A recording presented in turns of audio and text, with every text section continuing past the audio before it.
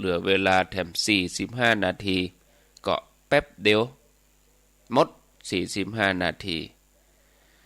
เป็นได้พ่องบางพื้นที่มีฝนตกเตะนะญาติโยมช่วงวัน2วันนี้ตั้งแต่วันเดือนเพ็ญตะวาวันซืนนี่มาละเมื่อเจ้าวันเดือนเพ็ญนั้นลงอยู่พ่มแหวกฟ้าลงมาฟ้าหัว แล้วก็ทำให้บางพื้นที่นี่น้ำท่วมก็คือกำลังใจกับญาติโยมหลายพื้นที่ที่ประสบอุทกภัยคือน้ำท่วมก็อดทนเอาทางบ้านเฮานี่ท่วมบ่เกิน1อาทิตย์บ่เหมือนทางใต้ทางภาคกลางนี่เป็นพื้นที่ลุ่มน้ำเวลาน้ำท่วมแต่ละครั้งนี่บางพื้นที่นี่เป็นเกิงเดือนพุ่นก็มีแต่ทางเฮานี่ก็บ่เกินอาทิตย์เต็มที่3วัน4วันก็เดี๋ยวก็น้ำก็ลดเป็นน้ำหลากนะมันมากำเดียวล้นแม่น้ำใหญ่ล้นตะลิ่งก็ญาติโยมหลายพื้นที่ก็พอบ่ได้หลับต้องขนครัวทั้งคืนเลยก็มีก็เฮาอยู่ใกล้น้ำเนาะก็ต้องเป็นไปอย่างนั้นใกล้แม่น้ำถึงเวลามาก็น้ำมันก็มาเนาะจะหนีไปที่ไหนจะอยู่ตรงใดก็ยากจะฮือขยับขยายไปอยู่ที่ไหนที่ดินเปิ้นมีที่หั่นอยู่กันตั้งแต่บรรพบุรุษก็แต่ละปีมาก็จำเป็นต้องรับสภาพไปฝนตกมาก็เป็นกังวลน้ำขึ้นมาก็ต้องท่วมญาติโยมทั้งหลายใกล้แม่น้ำต่างๆแต่ละสายรับลูกเจ้ากินพักดังปายรับลูกควายกินพักดังเกาลูกเจ้าได้หลายลูกควายได้น้อยรับลูกเจ้าเป็นเจ้าดังหลายรับลูกควายป่าฮือลูกหลานเป็นหนี้เป็นค่าเนอตื่นมาเหียเนอลุกมาเหียเนอลุกเนอลุกเนอลุกตื่นได้แล้วลุกได้แล้วญาติโยมท่านทั้งหลายหลับลุกเจ้าเป็นเจ้าทั้งหลายหลับลุกขวายป่าฮือลูกหลานเป็นหนี้เป็นค่าตื่นมาเหียเนอลุกมาเหียเนอลุกเจ้าตื่นตัวเจ้าบัวกับหันอย่างนาพังพร้อมลุกขวายบ่ตันหนทางกิดก้อมก้าตัวบ่ต้อมปุ่นอายจุงเก่งเข้าไว้อย่าไปฮื้อขวายต่อหน้าสบายจำไว้เน้อเจ้าจำไว้เน้อเจ้าเสียงอาตมาเมื่อเจ้านี่อาจจะบ่สมบูรณ์ต่อใดนะเสียงเหมือนอัดดังกัดดังเพราะว่าแต่ว่าก็เจอฝนตะคืนก็เจอฝนเมื่อเจ้านี่ก็อากาศก็เป็นเมฆเป็นหมอกเป็นฝนนะอากาศมันชื้นตื่นมาโดนน้ำโดนละอองน้ำก็เป็นอย่างนี้ญาติโยมทั้งหลายสักกรรมก็ดีกินน้ำอุ่นอย่างเข้าไปก็ดีได้จามแล้วมันถึงเป็นอย่างนี้ถ้าจามมาเจ้านะ ก็เสียงอาจจะเปลี่ยนไปหน่อยก็อดทนฟังไปเนาะถ้าว่าบ่มาจัดรายการก็กำเดียวก็ญาติโยมก็จะโทรหาอาตมาก็อาจจะโทรหาตุลุงยองบ่โทรหาตุลุงยองก็โทรหาท่านสมชาติโทรหาตนนั้นตนนี้เป็นได้ยินเสียงพระสงฆ์บนพระเจ้านี้ญาติโยมท่านทั้งหลายเจ้านี้จะ ธรรมะหัวข้อที่ว่าพระธรรมทูตหลังพุทธกาลนะญาติโยมพระธรรมทูตหลังพุทธกาลนี่เป็นจะไดเราก็ลองมาฟังกันการสร้างบุญสร้างบารมีเนี่ยเป็นสิ่งที่จำเป็นแล้วเราก็จะต้องอาศัยกำลังบุญที่ดีเนี่ยเราทำไปร่วมกันเนี่ยเราจะต้องโดยเฉพาะเจ้าพุทธนี่เราต้องร่วมโดยช่วยกันทำงานก็ร่วมกันสามัคคีเป็นน้ำหนึ่งใจเดียวกันทำกันเป็นหมู่เป็นคณะทำกันเป็นทีมบ่มีไผน้อยหน้าบ่มีไผล้ำหน้าแต่ถ้าเราสร้างไปพร้อมกันไปพร้อมหน้ากันเนี่ยเอาหัวใจของโพธิสัตว์เข้าใส่ยิ่งงานเผยแผ่พระพุทธศาสนามุ่งตัวเก่าอุทิศเพื่องานพระพุทธศาสนาทำหน้าที่ได้อย่างเต็มที่เพื่อที่ว่าจะได้ช่วยกันเผยแผ่ขยายคำสอนของพระพุทธเจ้าไปสู่คนทั้งหลายแล้วบัดเจ้าแต่นั้นก็ต้องหมั่นฝึกฝนอบรมตัวเองให้สมบูรณ์ทุกด้านนะสิ่งสำคัญที่สุดนั่นก็คือการได้เข้าถึงพระรัตนตรัยแล้วก็ความสุขสำเร็จนั่นก็จะเกิดขึ้นกับเฮาอย่างแน่นอนจลทะภิกขเวจาริกังพหุชนะหิตายะพหุชนะสุขยะโลกานุกัมปายะดูก่อนภิกษุทั้งหลายพวกเธอทั้งหลายจงเที่ยวจาริกไปเพื่อประโยชน์เกื้อกูลแก่คนหมู่มากเพื่อความสุขแก่มหาชนเพื่ออนุเคราะห์เจ้าโลกทั้งหลายเถิดนี่ญาติโยมทั้งหลายในสมัยหลังที่พระองค์เสด็จดับขันปรินิพพานประมาณ300 ปีหลังจากที่มีการทำสังฆายนาครั้งที่3สำเร็จเรียบร้อยแล้วพระโมคคัลลีปุตติสะเถระ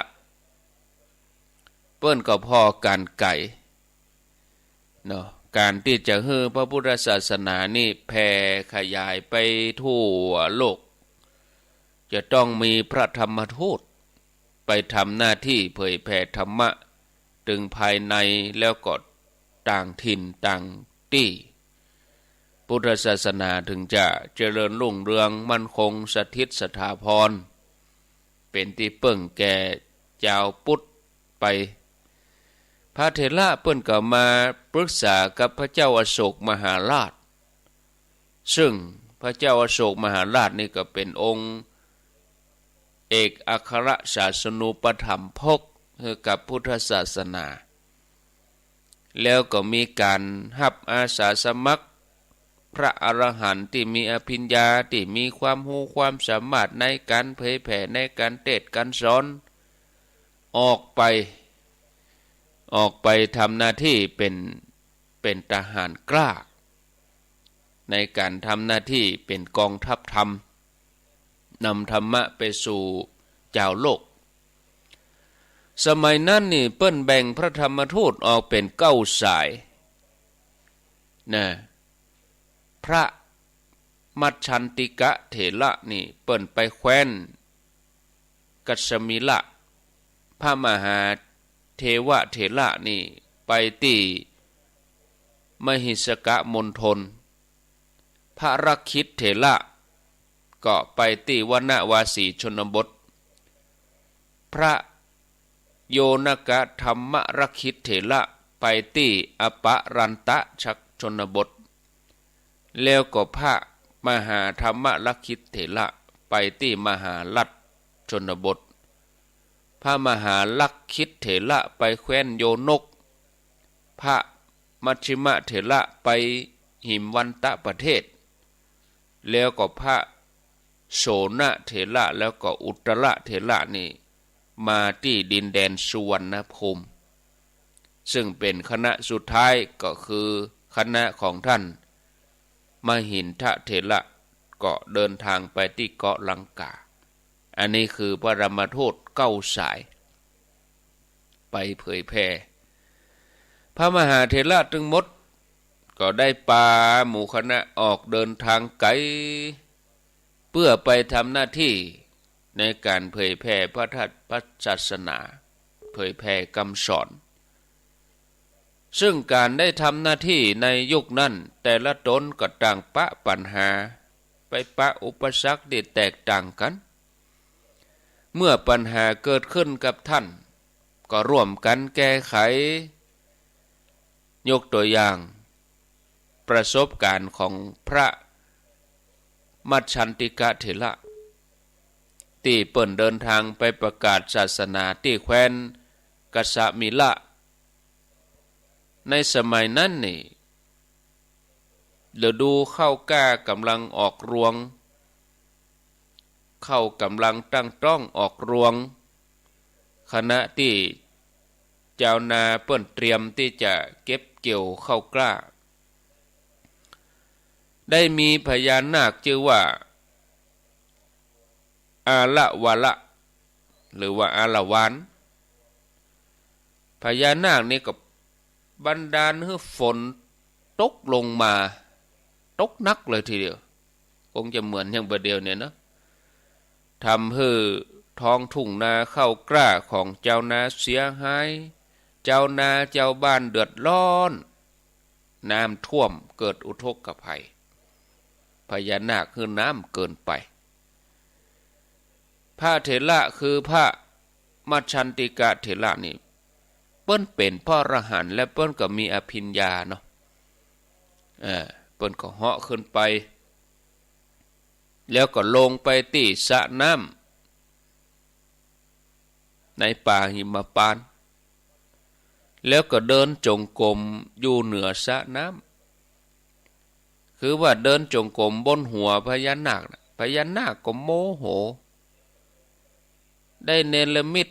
ร่างกายตัวเก่าเป็นที่น่ากลัวบันดาลให้เกิดลมหลวงมาปัดทั่วบริเวณต้นไม้ก้นหมดเลยฟ้าแมบฟ้าห้องเนี่ยสายฟ้าฟาดลงมาใส่พระเถระแต่ว่าพระเถระก็บ่เป็นอย่างหมู่บรรดาลูกพญานาคนี่ก็มีฤทธิ์เนี่ยมีฤทธิ์แตกต่างกันไป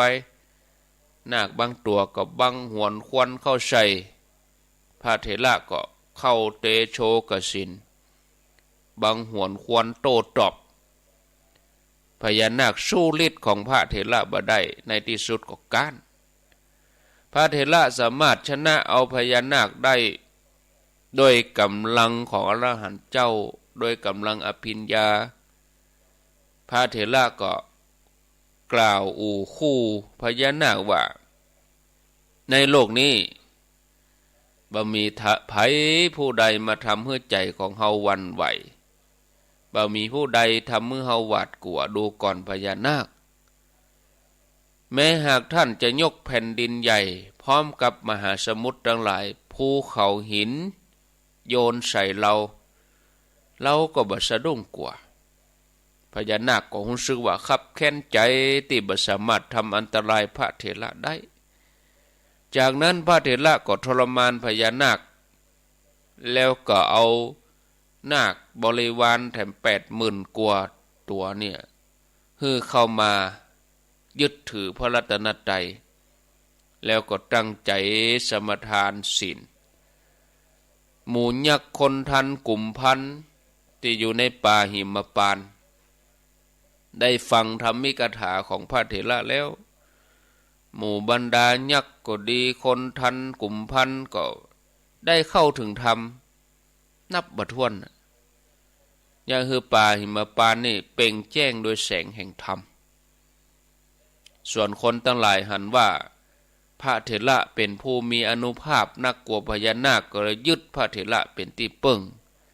แต่ท่านก็บอกให้คนทั้งหลายยึดพระรัตนตรัย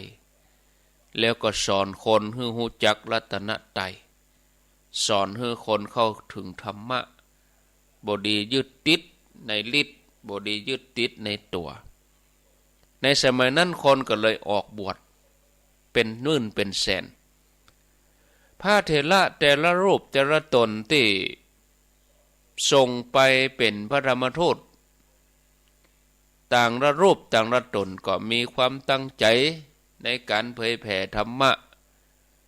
ให้เจ้าโลกได้หู้รสแห่งพระธรรมสุดความสามารถในสมัยก่อนนี่บางคนยังบ่ฮู้จักพระก็มีบ่ฮู้จักพระพุทธศาสนาเหมือนปัจจุบันเนี่ยเวลาพระสงฆ์ไปที่ไหนเนี่ยคนเฮาส่วนใหญ่ที่ศึกษามาดีเรียนรู้มาดีเพียงแต่หันพระถึงแม้จะอยู่ต่างที่ต่างถิ่นอยู่ที่ไหนก็ตามก็ฮู้ว่าอันเนี้ยโกนหัวบ่มีผมกิ้วบ่มีแล้วก็นุ่งห่มผ้าอย่างนี้ลักษณะนี้ก็คือว่าเป็นพระแต่ในสมัยก่อนบุญเนี่ยบางแห่งเขาบ่ฮู้จักพระเนาะการจะมาแนะนำให้เขามาสนใจพุทธศาสนาแล้วก็ลด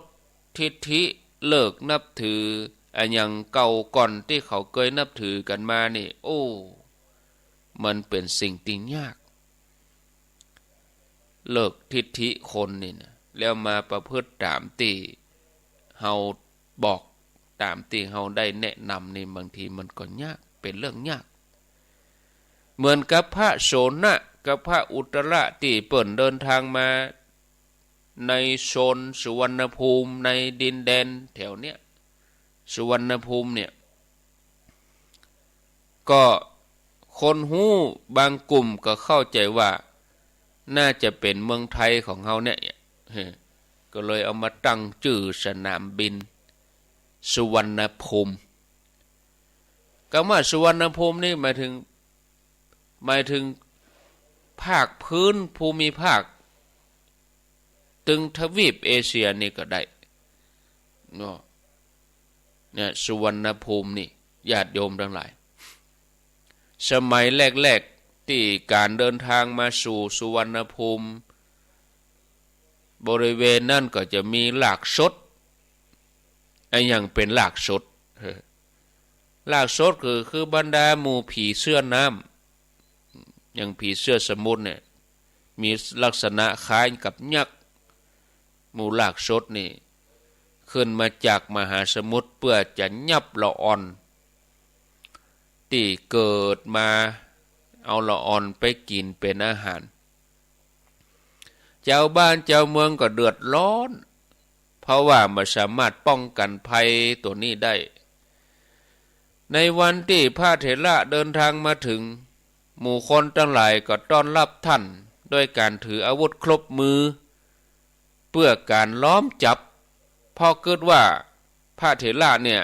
เป็นเจ้าหมู่เดียวกันกับลากสดคือผีเสื้อน้ำอาจจะเป็นผีเสื้อน้ำหมู่ลากสดนี่ปลอมตัวมาโดญาติโยมกึดพอเตอะในสมัยนั้นนี่ยังบ่มีไผฮู้จักพระนะต้อนรับโดยการยับยับเอาอาวุธมาครบมือเลยดีนะว่าเปิ้นมีฤทธิ์บ่ยอมให้ยับง่ายๆพระเถระบอกให้เจ้าบ้านว่าโอ้เฮาบ่ใจสัตว์บ่ใจยักษ์บ่ใจลากสดบ่ใจผีเสื้อสมุทรนะตัวเฮานี่เป็นสมณะเป็นจากการเบียดเบียนชีวิต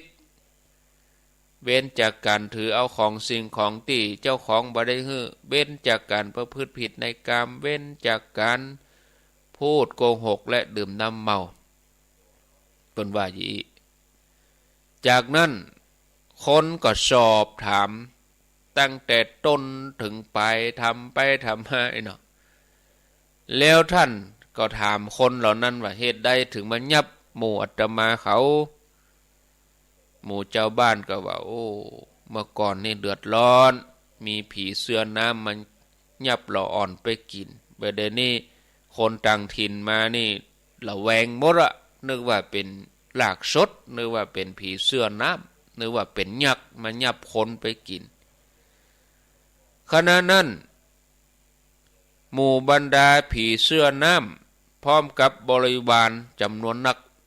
ก็ขึ้นมาจากมหาสมุทรซุบตัดติพระเถระมาพอดีได้เวลาที่จะยับละอ่อนไปกินคนทั้งหลายก็กลัวกะโตล่นหนีกันจ้าละวันพ่องในห้องสุดเสียงเลยตกใจพระเถระก็เนรมิตกายเป็นผีเสื้อน้ำที่มีขนาดใหญ่กว่าแล้วก็มีบริวารนักกว่ามาสกัดกั้นไว้แล้วก็แกล้งทำเป็นไล่ล่าให้ฝ่ายตรงข้ามตกใจทำให้หมู่ผีเสื้อน้ำหนีเข้าไปในมหาสมุทรที่เก่าตามเดิมตั้งแต่หั่นมาบพดออกมาแหมซ้ำหมู่ผีเสื้อน้ำโอ้มาปะใส่ผีเสื้อน้ำตัวนี้ใหญ่เหลือเฮารู้นี่ปะกันหนีหมดจากนั้นก็เจ้าบ้านก็เลิกหวาดกลัวแล้วก็ยึดพระเถระเป็นที่พึ่งพระเถระก็แสดงธรรมให้เจ้าสุวรรณภูมิได้ฟังแล้วก็ประดิษฐานพุทธศาสนาจนมีความเจริญรุ่งเรืองมาจนถึงหมู่เฮานี่แหละญาติโยมทั้งหลายเฮาจะหันว่ากว่าที่พระพุทธศาสนาจะเผยแพร่ข้ามน้ำข้ามทะเลมาจากอินเดียมาถึงสถานที่หมู่เฮาทั้งหลายเนี่ยประเทศอินเดียเนปาลนี่เป็นสถานที่ที่อุบัติเกิดขึ้นพุทธเจ้าแล้วมาขยายถึงเมืองไทยเฮาเนี่ยมันบ่ใช่เรื่องง่ายๆบ่ใช่สักเล็กสักน้อยเนาะต้องปะอุปสรรคปัญหามากมายโดยเฉพาะอย่างยุคนี้สมัยนี้ที่บ้านเฮาเมืองเฮากำลังมีความเจริญรุ่งเรืองเนี่ยญาติโยมธรรมะของพุทธเจ้าไปได้ทั่วเมื่อเจ้าเนี่ยญาติโยมเปิดวิทยุฟังทางอินเทอร์เน็ตฟังทางวิทยุฟังทางออนไลน์นอนฟังก็ได้อันที่จริงหมู่เฮาทั้งหลายทุกคนนี่ทุกคนก็จะต้องมีหน้าที่เหมือนกันน่ะบ่ใช่ว่าการเผยแพร่ธรรมะนี่เป็นเรื่องของพระอย่างเดียวมันก็ไม่ถูกเราต้องช่วยกันในฐานะที่เราเป็นพุทธบริษัททั้ง4พุทธบริษัท4ภิกษุภิกษุณีอุบาสกอุบาสิกาเพราะการได้ช่วยกันได้ดูแลทำนุบำรุงพระพุทธศาสนาเป็นสิ่งที่มันเป็นความดีหรอเนาะแล้วมันก็ท้าทายนะเนี่ยญาติโยมเฮามีธรรมะเป็นเครื่องประดับเฮาสอนให้คนบ่เบียดเบียนกันให้คนได้อยู่กันอย่างมีความสุขเนี่ยมันเป็นสิ่งที่เฮาจะต้องเร่งรีบทำก่อนที่เฮาจะจากโลกนี้ไปก่อนที่เฮาจะมีลมหายใจเฮือกสุดท้ายเนาะเฮาก็จะต้องให้ธรรมะเนี่ยแค่ขยายออกไปแบ่งบานแล้วก็เกิดการแบ่งปันซึ่งกันและกันนะศรัทธาญาติโยมธรรมะของพระพุทธเจ้านี่ถ้าเวลาผู้ใดท่านไหนปฏิบัติผู้นั้นก็ย่อมรู้ย่อมเข้าใจการที่หมู่เฮาทั้งหลายมาฟังธรรมตามกาลเวลาอย่างมาเจ้าก็ดีมาค่ำก็ดีมันก็เป็นมงคลในชีวิตของเฮาแล้วเป็นสิ่งที่จำเป็นเนาะเพราะว่าการที่เฮาได้อาบน้ำฟังธรรมเนี่ยจะยังเฮาได้ฮู้สิ่งที่เฮายังฮู้เตื้อฮู้แล้วเฮาก็จะได้เข้าใจแจ่มแจ้งช่วยคลายความสงสัยที่มันขำอกขำใจของเฮาการฟังธรรมนี่นะญาติโยมมันยกใจเนาะ ทำให้จิตใจของเฮาผ่องใสขึ้นมาเนี่ยแล้วเมื่อเฮาฟังธรรมเฮาก็จะได้ไปบังเกิดในสุคติหรือแม้ฟังยังบ่เข้าใจลึกซึ้งเตื้อแต่ความรู้ที่ได้ยินได้ฟังมาก็จะเป็นอุปนิสัยติดตัวไปในภพหน้านะญาติโยมทั้งหลายต่อไปจะเอาเรื่องอานิสงส์การไปฟังสวดอภิธรรมเฮาเคยอยู่ในวิถีชีวิตของเฮามาตลอดเวลาเฮาไปร่วมงานขาวดำงานศพญาติพี่น้องคนรู้จักคนที่เคารพนับถือเปิ้นถึงแก่กรรมไปบางท่านก็ไปถึงงานแล้วก็ไปทักทายเจ้าภาพหมอกพอดีก็กลับบางท่านก็อยู่ร่วมพิธีแล้วก็กลับบางท่านคณะอยู่ร่วมพิธีแต่บ่ได้สนใจในพิธีนั้นเมาเมาหยังช่วงคณะที่พระเปิ้นสวดก็ดีเปิ้นเทศน์ก็ดีบ่ได้ใส่ใจอาตมาว่าจัดเสียดายเนอะจัดเสียดายอันนั้นน่ะที่เฮาไปนั้นอันนั้นน่ะเป็นธรรมะอย่างดีแต่ละศพนะ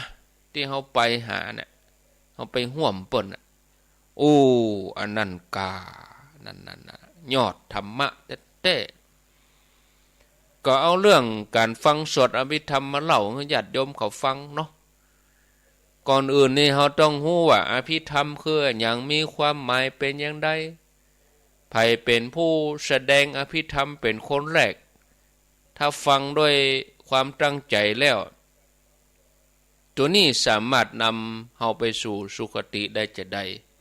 แล้วหัวใจของอภิธรรมเนี่ยมันเป็นเรื่องของจิตเจตสิกรูปนิพพานว่าไปด้วยลักษณะการทำงานของจิตบางท่านได้ยินเนี่ยที่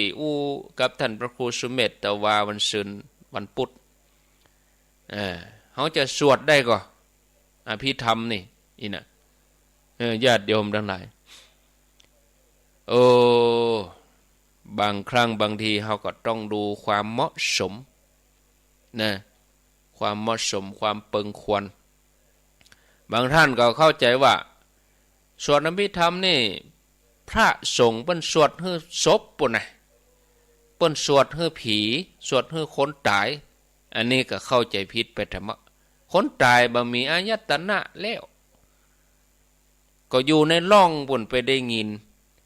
มือก็บ่ใช่มาไหวแล้วหรอบ่ได้ยินหยังที่เปิ้นสวดนี่คือเปิ้นสวดเตือนสติคนอยู่คนเป็นนี่กาจะไปเข้าใจว่าเปิ้นเทศน์เปิ้นสวดศพเนี่ยพระนิมนต์พระไปสวดอภิธรรมงานศพไปสวดให้ศพบ่ใช่นะบ่ใช่คือเปิ้นสวดเตือนสติอันอย่างที่เป็นกุศลอันอย่างที่เป็นอกุศลกุศลธรรมะอกุศลธรรมะกุศลและอกุศลเนี่ยอันนี้บางทีมันเป็นบาลีแล้วก็ทำให้เฮาบ่ฮู้เฮาก็ตีความหมายไปว่าอันนั้นเปิ้นสวดให้คนตายเวลาพระสวดอภิธรรมบ่ต้องไหวเปิ้นบ่ใช่สวดให้เฮาตายเตื้อเปิ้นสวดให้ศพปุ่นก็ถ้าศพลูกมานั่งฟังได้แล้วไผจะมามันไปลูกมาเนี่ยหยังเฮาเอาเข้าไปยองบนหลังล่องก็ยังบ่ลูกมากินอันเนี้ยญาติโยมทั้งหลายอภิธรรมคือธรรมะที่หนึ่งในพระไตรปิฎกพระไตรปิฎกนี่มี3พระสูตรพระอภิธรรมพระวินัยสำหรับพระอภิธรรมที่เฮาฟังกันกูคืนเวลาเฮาไปงานศพนี่นะเปิ้นก็เอาบท7คัมภีร์นี่มาได้แก่คัมภีร์ธรรมสังคณีคัมภีร์วิพังค์คัมภีร์กถาวัตถุคัมภีร์ปุกระบัญญัติแล้วก็คัมภีร์ธาตุกถาหรือว่าธาตุกถาแล้วก็ยมกะแล้วก็ปัฏฐานอันนี้ฮ้องว่าอภิธรรม7คัมภีร์ ก็มีผู้ฮู้อุปมาไว้เหมือนกันว่าอภิธรรมมีความสำคัญเหมือนหากแก้วพระวินัยเหมือนลำต้น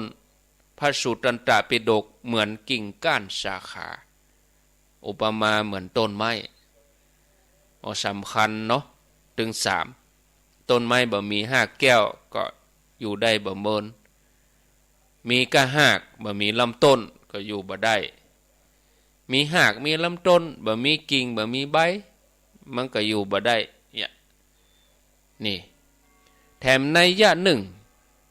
ถ้าจะเปรียบกับร่างกายคนเฮานี่พระอภิธรรมนี่เหมือนกับหัวใจพระวินัยเหมือนกับชีวิตพระสุตตันตะเหมือนกับอวัยวะต่างๆในร่างกายของเฮานี้ฉะนั้นก็สำคัญเหมือนกันหมดหัวใจชีวิตและอวัยวะถ้าอุปมาเป็นต้นไม้ก็หากแก้วก็สำคัญลำต้นก็สำคัญกิ่งก้านสาขาก็สำคัญนี่แล้วเปิ้นก็คือความสำคัญกับอภิธรรมเป็นความรู้ที่สูงสุดเปิ้นฮ้องว่าปรมัตถธรรมคือธรรมะที่มีเนื้อหาลึกซึ้งในคำสอนทางด้านพุทธศาสนามีถึงหมด 84,000 พระธรรมขันธ์ฮ้องว่าพระไตรปิฎกเนี่ยแบ่งออกมาเป็นพระสูตรตันตปิฎก 21,000 พระวินัยปิฎก 21,000 แล้วก็พระอภิธรรมปิฎกมีนักที่สุดมี 42,000 รวมกันเป็น 84,000 พระธรรมขันธ์ฉะนั้นพระอภิธรรมนี้ก็เลยมีความสำคัญที่หมู่เฮาเจ้าพุทธเฮาควรจะมีโอกาสได้ฟังมีโอกาสได้ศึกษาอย่างน้อยก็รู้ความหมายบ่ใช่ว่าอันนั้นเปิ้นไว้สวดหรือผีตายนะในสมัยที่พระองค์พระสัมมาสัมพุทธเจ้าของเฮาที่พระองค์ตรัสรู้เป็นอนุตตรสัมมาสัมโพธิญาณใหม่ๆพระองค์ก็ย้อนปิกมาพิจารณาพระอภิธรรมทบทวนถึงความรู้อันลุ่มลึกพระองค์พิจารณาอภิธรรมถึง1 สัปดาห์คือ7 วันเพื่อจะให้แตกฉานแล้วก็มีความรู้ยิ่งขึ้นไปเสร็จแล้วพระองค์ก็นำไปสั่งสอนเหล่าเวนยสัตว์ให้รู้แจ้งหันจริงสมัยนั้นเนี่ยพระองค์นั่งสมาธิเสวยวิมุตติสุขตลอด1 สัปดาห์ต่อจากนั้นพระองค์ก็เสด็จเดินจงกรมที่รัตนจงกรมอยู่ระหว่างรัตนบัลลังก์กับที่เสด็จประทับยืนก็ใช้เวลาแถม1 สัปดาห์7 วันสัปดาห์ที่3เหล่าเทวดาก็เนรมิตเรือนแก้วพระพุทธเจ้าพระองค์ก็นั่งสมาธิอยู่ที่เรือนแก้วทรงพิจารณาอภิธรรมนะสมันตปฐานเนี่ยใช้เวลาถึง1 สัปดาห์เนื่องจากว่าบุคคลอื่นนี่บ่มีความสามารถพอที่จะจำแนกอภิธรรมได้นะเพราะว่าบางครั้งบางทีก็เป็นวิสัยของพระพุทธเจ้าเมื่อพระองค์ทรงจำแนกอย่างละเอียดละออแล้วก็ค่อยๆนำมาถ่ายทอดให้เราสาวกทั้งหลายได้ฟังอย่างพระองค์พิจารณาเรื่องสมันตปฐานอนันตนัยชาว4 อย่างนะว่ามีชื่อห้องว่าอย่างใดพระองค์ก็กำหนดรู้ทบทวนไปมาทรงพิจารณาปกิจจสมุปบาทตึงอนุโลมปฏิโลมจนชำนาญแล้วก็ทรงรู้ว่าธรรมนี้ชื่อสติปัฏฐาน4มักมีองค์8ขันธ์5อายตนะ12ธาตุ18อินทรีย์22อริยสัจ4เหตุ9อาหาร4ผัสสะ7เวทนา7สัญญา7เจตนา7จิต7เนี่ยแล้วก็แบ่งเป็นกามวจรธรรมรูปาวจรปริยาปนธรรมอรูปาวจรอปริยาปนธรรมโลกิยธรรมโลกุตตรธรรมพระองค์ทรงพิจารณาด้วยปีชาญาณเยี่ยมยอดเลย พิจารณาจนแยกละเอียดการพิจารณาอภิธรรมของพระพุทธเจ้านี่ทำให้เข้าใจว่าพระอภิธรรมเนี่ยมีความลึกซึ้งถ้าจะอู้ถึงพระวินัยอันนี้ก็เป็นเรื่องของศีลเนาะเป็นเรื่องข้อปฏิบัติเป็นเรื่องข้อยกเว้นข้อคำสั่งต่างๆบางยุคบางสมัยพระองค์บัญญัติพระวินัยไว้เพียงเล็กน้อยนะเพราะว่าเราสาวกตั้งใจปฏิบัติตามคำสอนก็บ่มีข้อห้ามอะไรอย่างนักมากมายส่วนพระสูตรนี่เป็นเรื่องของคำสอนเป็นเรื่องของสมาธิที่พระองค์นำมาถ่ายทอดให้เราสาวกทั้งหลายได้นำไปปฏิบัติซึ่งต้องอาศัยการทำสมาธิถึงจะหลุดพ้นจากทุกข์ส่วนอภิธรรมนั่นน่ะแม้จะบรรลุธรรมเป็นอริยบุคคลก็ยังต้องศึกษาต่ออยู่พระ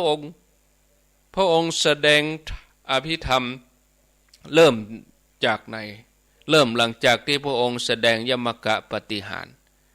การแสดงยมกะปฏิหารคือปราบมูเดลถีนะที่ต้น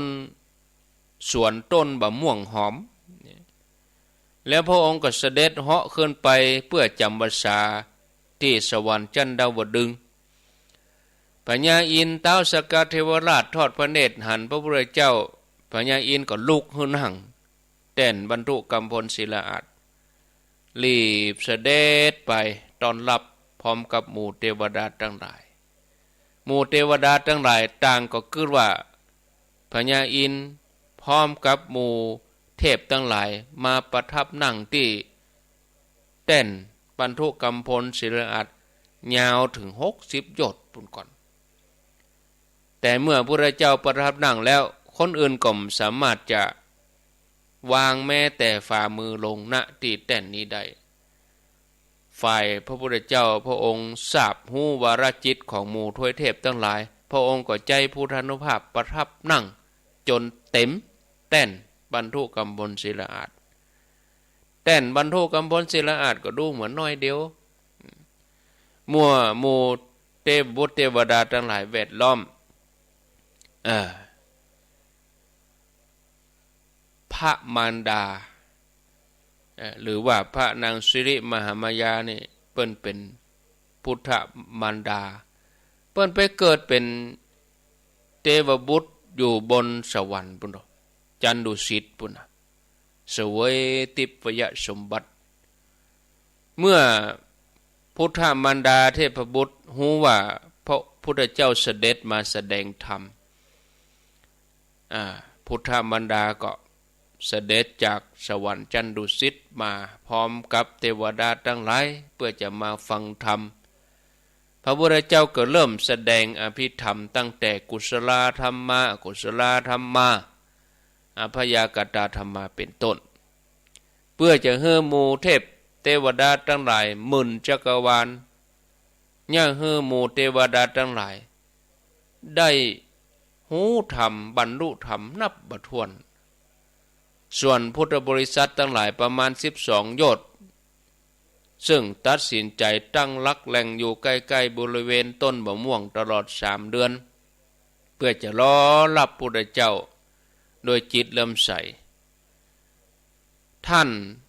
จุลอนาถปิณฑิกเศรษฐีก็บริจาคทานให้คน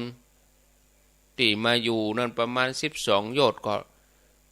อุปถัมภ์ดูแลตลอด3 เดือนเลยในฤดูตอนนั้นก็ฝนฟ้าบ่ตกอากาศแจ่มใสตลอดเวลาผู้คนก็ตั้งหน้าตั้งตาฟังอภิธรรม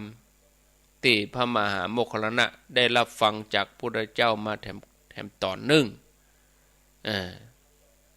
พรรษานั้นเป็นพรรษาแห่งการฟังอภิธรรมล้วนๆลูกศิษย์ของพระสารีบุตรแถม500ได้ชื่อว่าเป็นผู้มีความทรงจำอภิธรรมนักที่สุดในที่สุดก็บรรลุเป็นอรหันต์เพราะว่าเปิ้นเคยสั่งสมในการฟังอภิธรรมมาก็มีเรื่องเล่าเกี่ยวกับภิกษุถึง500 ตนเนี่ยสมัยที่เกิดเป็นข้างคาว500 ตัว ในสมัยพระเจ้ากัสสปะข้างคาวหมูนี่นี่ก็อยู่ในถ้ำเอาตีนเกาะเอาหัวห้อยลงในถ้ำก็มีพระเถระ2 รูปเดินจงกรมท่องอภิธรรมเนี่ยนี่ข้างคาวได้ฟังมันเข้านี่ก็ถือเอาเสียงนั่นมาเป็นนิมิตจำแต่ว่าบ่ฮู้ว่าธรรมหมู่นั้นเป็นอย่างใดขันธ์เป็นอย่างใดธาตุเป็นอย่างใดสักแต่ว่าจำกรรมนั่นแต่ด้วยจิตเลื่อมใสในเสียงฟังกันสวดอภิธรรม